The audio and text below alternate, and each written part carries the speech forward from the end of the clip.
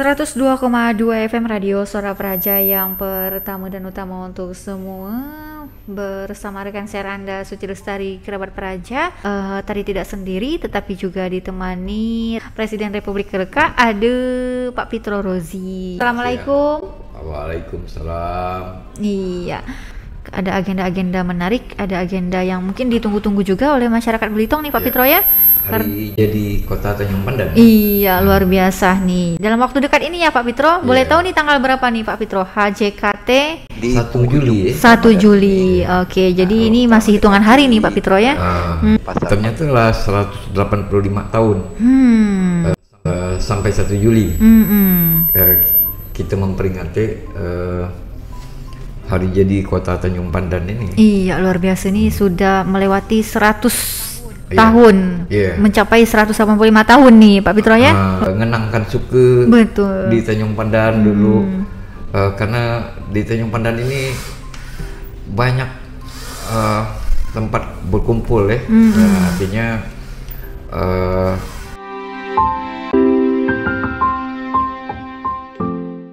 ini berhubungan dengan dinamika terkait dengan hari jadi Kota Tanjung Pandan yang ke-185 tahun 2023.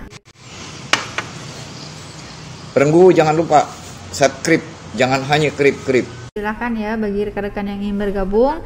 Nah ini kita sapa juga nih Pak Pitro, rekan-rekan kita yang berada di Belitung Timur. Tetangga kita ya, Kabupaten Belitung. Nah, jadi rekan-rekan yang ingin bergabung, ada Bang Jo di Kelapa Kampit, silahkan. Kita mengingatkan kembali bahwa yang dialami dari kearahan ini tidak hanya berada di Tanjung Pandan, tidak hanya di Kota Karang, Tanjung Simba, lalu ke Tanjung Gunung, yang sekarang disebut Benteng. Tapi Isa juga di masa kecil belau dilarikan ke Petebu, daerah Petebu. Petebu itu mungkin daerah Belkim, daerah Gantong ya. Mungkin Petebu lah kalau sekarang ya. Terutama juga di Balok. Ada kaitan karena keluarga Cakraningrat ini juga kan ada juga hubungannya dengan Balok, Badau. Gitu. Ada cerita-cerita juga dengan Raja Balok katanya dulu. Ya, Raja Balok. Dan tanggal 23 besok itu juga kita melengkapi agenda HJKT, peringatan Hari Jadi Kota Tanjung Pandan, dengan melakukan ziarah ke makam kearahan yang ada di Kemiri, Kecamatan Membalong berarti Pak Pitro ya. Kita mencoba untuk mengulas Hari Jadi Kota Tanjung Pandan ini dari sisi yang agak berbeda. Betul. Dari sisi ketika Depati Cakraningrat digantikan dengan Kiai Agus Muhammad Saleh. Karena Kak Arhat sendiri tidak punya anak, nah makanya pengganti beliau diangkat dari saudara ini kan. Nah ini menariknya bahwa perkembangan kota yang kita rasakan sekarang ini sebenarnya yang paling banyak menuai kisah itu di era Depati Muhammad Saleh. Ya, di daerah. Nah, disitulah ada ruas jalan Tanjung Pandan menghubungi Manggar, dihubungkan ke Manggar. Cerita tentang PAL satu PAL, jalan satu PAL. Cerita rumah sekolah pribumi yang pertama sekarang jadi SD 9. Nah, dan ini dulunya adalah alun-alun. Kalau kita melihat rancang bangun tata kota di tempat-tempat lain di Indonesia ini ada alun-alun, maka sebenarnya kita punya alun-alun. Hanya alun-alun banyak orang artikan ini padang miring gitu, atau gedung nasional. Itu alun-alun kota. Ya, alun-alun kota memang gedung nasional. Kemudian, tapi sebelumnya bahwa alun-alun itu berada di depan rumah Kak Muhammad Saleh ini gitu. Kak Muhammad Saleh ini lokasinya di mana nih Pak Pitro? Jadi ada Gang Depati. Gang Depati. Di belakang rumah, di belakang SD 9, di samping SD 9. Oke. Jadi kalau di depan SD 9 itu kan jalan gede kan? Iya. Jalan gede berhadapan dengan Masjid Al-Mabrur. Tapi ini di samping jalan kecil. Di samping jalan kecil. Ya, di samping jalan kecil itu. Kenapa Muhammad Saleh juga tidak dapat kita lepaskan dari peringatan Hari Jadi Kota Tanjung Pandan? Karena banyak gagasan-gagasan beliau tercetus. Misalnya tentang pembangunan jalan yang beliau menugaskan Kak Ajalil untuk membangun ruas jalan penghubung itu tadi, ukuran 1 pal itu di masa beliau gitu kan, sehingga ada pal 1 yang sekarang kita sebut Jalan Paal 1. Pal 1 Kelurahan Paal 1. Kelurahan Pal 1. Jadi 1 pal itu dari titik 0 itu akan berujung pada Kampung Pal 1 sekarang ini. Iya. Nah, itu yang terkait dengan distribusi orang dan barang yang dirancang awal oleh Muhammad Saleh di masa Muhammad Saleh. Di masa Muhammad Saleh. Kemudian ada yang sekolah-sekolah yang akhirnya berdirilah SD 9. Nah, SD 9 ini sebenarnya juga sebelum SD 9 itu jadi SD 1, SD 2 sebenarnya. Jadi SD 1, SD 2 dulu menempati sekolah Cina, sekolah Chonghua. Itu kan berubah dari sekolah Chonghua berubah ke SD 1, SD 2. Nah, SD 1, SD 2 itu sempat diawali dari SD 9 sekarang gitu. Nah, sebelum kembali lagi ke SD 1, SD 2 ke SD Chonghua gitu. Berarti dulu sempat SD 1, SD 2 berarti dulu. Pak Bitro ya? Iya. Artinya di masa itu tidak hanya infrastruktur yang dibangun, infrastruktur jalan, tapi juga infrastruktur pendidikan. Jadi bagaimana masyarakat yang ingin bersekolah dengan pengantar bahasa Latin, banyak orang bertanya, banyak orang Belitung nak buta huruf ketika itu. Nah, pengertian buta huruf ini harus diperjelas pula. Gitu. Jadi sebenarnya orang Belitung itu mengacu pendidikannya berdasarkan pendidikan agama madrasah.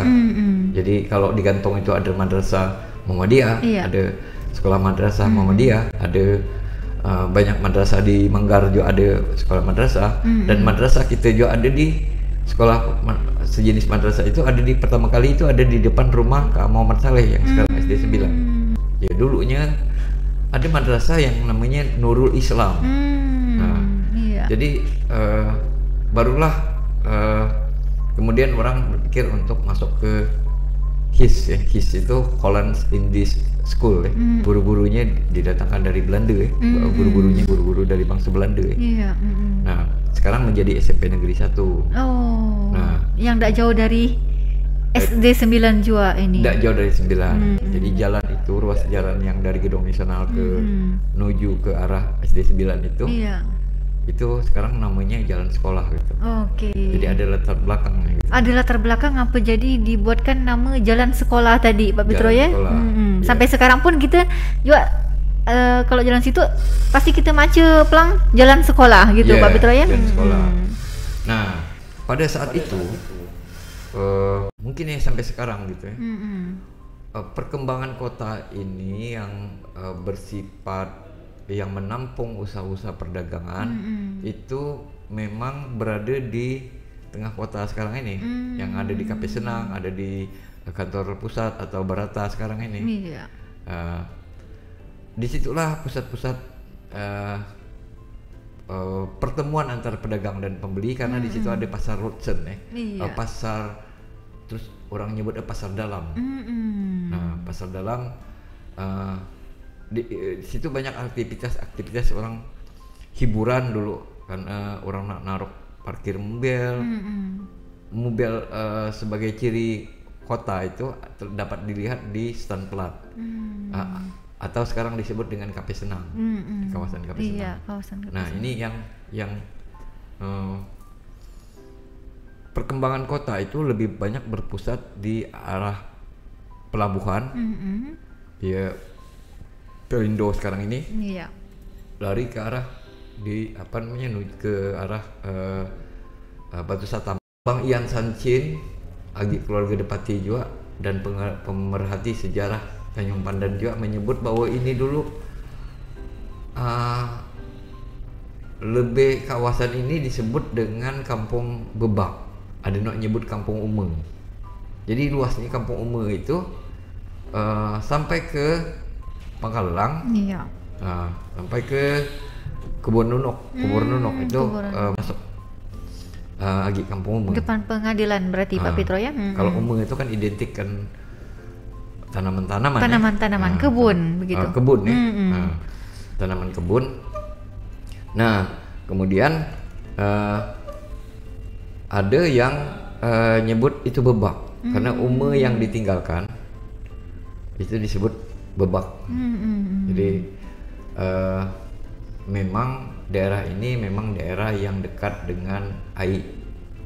Nah, Ai yang paling dekat itu Ai Bruta dekat situ ya. Memang ini dibandingkan dengan tempat Tugu Satam ini memang lebih lambat, malah sampai sekarang itu tidak banyak lah gedung-gedung toko-toko gitu ya, tidak segede di pusat kota.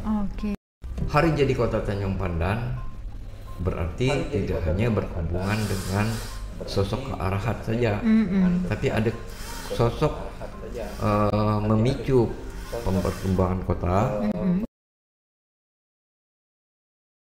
Rumah kearahan ini juga bisa ditinggali dari menantu Kak Muhammad Saleh,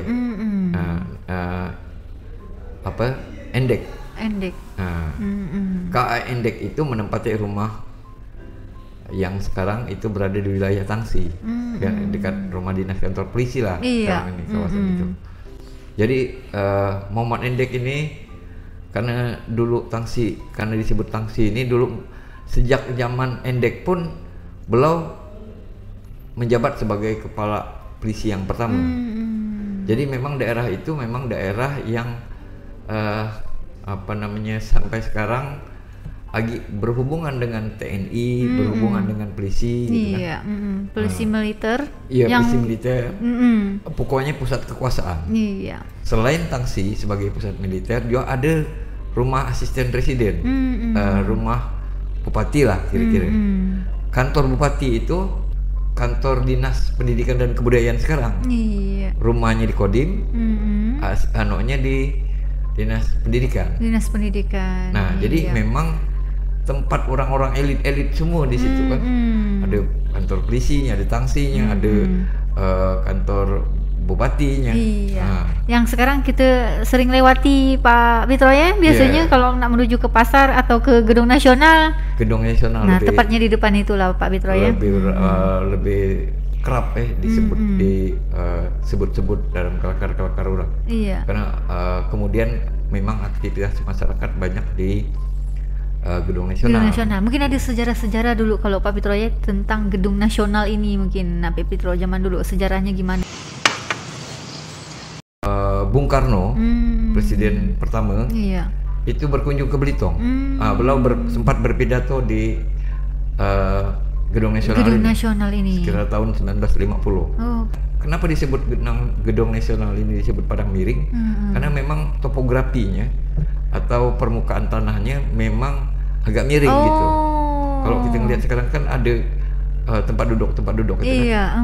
Makin ke bawah, makin ke bawah, bertangga gitu, tangga. Pak Pitro. Nah, itu kan menyesuaikan dengan bentuk tanahnya kan. Kalau kita nak ngerasakan turun tegil gitu, dari atas ke bawah itu ke jalan pantai itu, memang pada saat itu belum banyak gedung-gedung, bangunan-bangunan di di samping Gedung Nasional, termasuk belum ada Dukcapil kan. Karena berhadapan memang bersebelahan dengan hutan-hutan bakau, bersebelahan dengan Sungai Cericok. Jadi memang Gedung Nasional ini memang gedung gampang dimasuk AI. air mulai naik pasti jadinya masuk Pak Fitro ya. Iya. Nah sekarang dilakukan banyak penimbunan pasti, karena sekarang tidak ada lagi bakau-bakau di situ. Iya. Nah, bakau-bakau malah lebih arah ke Tanjung Gunung. Iya, di bawah Tangsi itu, Jalan Bukit itu. Iya. Atau ke Pilang. Ya, kalau Pilang itu di Terusek itu sampai ke Kuta Karang. Kuta Karang. Nah, Kuta Karang itu. Kuta Karang itu apa nih Pak Bin? Kuta Karang itu atau disebut dengan Tanjung Simba itu ada di daerah Cirucuk, Desa Cirucuk. Desa Cirucuk. Tempat Kahatam. Jadi kalau kita berbicara makam, ada makam Kearahat, ada makam orang tuanya di Cirucuk ini. Di Cirucuk. Tidak jauh dari Jeramba, hidang lintas jalan Sungai Cirucuk itu. Iya. Jadi lokasi dari makam ini juga tidak sama ini Pak Pit ya. Kearahat tadi ada di jauh di Kembiri. Di Kembiri, sementara untuk tadi Kahatam tadi ada di Cirucuk ya. Iya. Jadi kalau makam ini kan memang agak jauh dari pemukiman ya. Tapi pusat pemukiman itu dulunya diawali di Kuta Karang ini gitu. Jadi pemukiman pinggir sungai lah gitu. Jadi kenapa pinggir sungai? Karena orang dulu menggunakan transportasi air. Kalau sekarang ini transportasi darat gitu. Jadi sungai ini menjadi penghubung antara daratan dan lautan. Nah kemudian pun dengan nama Tanjung Pandan itu adalah tanjung yang berdekatan dengan sungai, muara sungai, dan agak menjorok ke depan, sehingga dia menjadi titik temu dari orang-orang yang berlayar dari utara nak ke selatan atau sebaliknya, dari selatan dari Jawa nak ke Sumatera atau ke arah ke Malaka ya, arah ke Malaysia ya, gitu. Semenandung Malaysia. Nah Pak Fitro, jadi tadi kita mengulas mengenai bahwa ada kan ziarah ke makam tentunya dalam memperingati atau menyambut HJKT di setiap tahunnya nih Pak Fitro ya. Tepatnya di tanggal tidak di tanggal 1 Juli, tetapi ini dikabarkan tanggal 23 Juni. 23 Juni sebelum memasuki tanggal 1 Juli. Nah, ini kan merupakan agenda rutin setiap tahun dilaksanakan nih Pak Fitro ya, dari segenap jajaran di pemerintah Kabupaten Belitung nih. Nah, kalau Pak Fitro melihat ziarah ke makam ini tujuannya untuk apa nih Pak Fitro? Kalau 1 Juli itu kan diperingati dengan paripurna biasanya, atau ada banyak aktivitas pameran UMKM. Itu juga dimulai dari tanggal 1 di Tanjung Mendang nanti. Tapi ini urusan dunia gitu. Nah urusan akhirat itu, bahwa mengingatkan kita akan kematian itu. Berziarah itu adalah langkah yang tepat. Jadi ada urusan dunia yang harus diseimbangkan dengan urusan akhirat. Nah, ini agak menarik ini. Ziarah itu selalu mengiringi hari jadi. Kalau di tempat lain mungkin hari jadi itu hanya diperingati dengan upacara apa gitu. Betul Kalau Pak kita Fitro. diawali dengan hari jadi. Ziarah. Kalau orang mengenal istilah dirgahayu, kita mengenal bilang hari. Betul. Jadi cara kita memperhitungkan kematian itu dengan bilang hari. Jadi kalau kita lada agi, kira-kira apa yang menjadi yang kita tinggalkan, kita wariskan. Atau dalam pepatah ada nyebut, kalau gajah meninggalkan gading, harimau meninggalkan belang, kalau manusia ini meninggalkan apa guys? Ziarah itu mengingatkan kita tentang kematian dan kehidupan setelah kita ditinggalkan dari orang-orang yang berperan. Iya. Jadi kalau setiap masa ada orangnya. Iya, betul. Jadi setiap Depati ada masa setelah Depati. Setiap Bupati gitu juga periodisasinya pasti akan berganti. Yeah. Oke. Nah, yang kita pikirkan bukan hanya pada saat kita ada dalam kekuasaan itu, tapi perlu kita pikirkan bahwa setelah kita tidak berkuasa, kita harus meninggalkan jejak manfaat. Nah, jejak itu yang ditangkap dari semangat itu yang ditangkap dari Muhammad Saleh. Nah, bahwa Tanjung Pandan ini hanya tidak ditinggal pugak gitu. Artinya harus berkembang.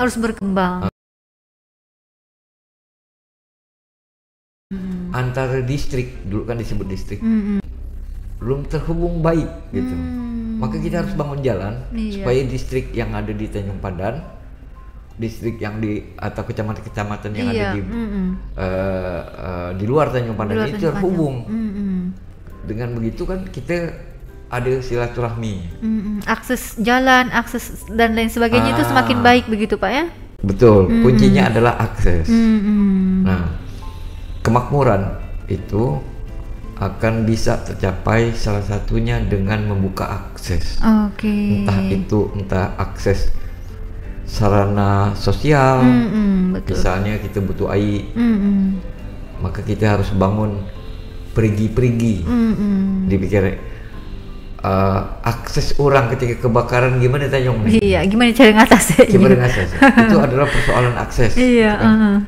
Jadi ada jalan, ruas jalan yang menghubungkan sumber air agar ketika kita membangun jangan kelupaan juga bahwa kita ini kan mati kalau kita tidak ada air.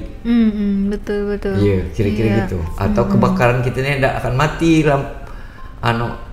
keduluan kita mati daripada api. Nah, supaya kita memadamkan api, ya kita harus dekat dengan sumber air. Nah, ini kan persoalan akses. Kemiskinan pun gitu juga. Ketika sumber daya kita ini tidak terdistribusi, tidak dibagi-bagi ke daerah lain, maka orang lain ada ketimpangan sosial. Ada orang dapat karena mentang-mentang dekat pelabuhan, dia dapat menikmati barang-barang dari luar, tapi di dalam kayak apa cara? Nah, caranya adalah membuka akses. Jadi akses itu memang penting. Gitu penting. Oke, luar biasa. Oke, Pak Fitro, 102,2 FM Radio Suara Praja. Kami kembali sesaat lagi karena cukup menarik nih perbincangan kita di siang hari ini, Pak Fitro ya, mengenai potret perkembangan dari Kota Tanjung Pandan dulu hingga saat ini mungkin jauh berbeda ya, Pak Fitro. Dari mungkin tadi sempat kita singgung mengenai akses di Pulau Belitung yang semakin tahun semakin baik ya. Dari pariwisatanya juga, dari SDM-nya juga ya, dari segi pendidikan dan segala macam bidang yang mungkin infrastruktur juga mungkin barangkali yang sudah terasa Pak Fitro ya kita saat ini, yang sangat memudahkan lah untuk masyarakat Belitung tentunya dari tahun ke tahun. Kami akan kembali sesaat lagi ke ruang dengar Anda, tetaplah dalam program acara Request sekaligus bincang-bincang terkait dengan dalam menyambut HCKT 2023.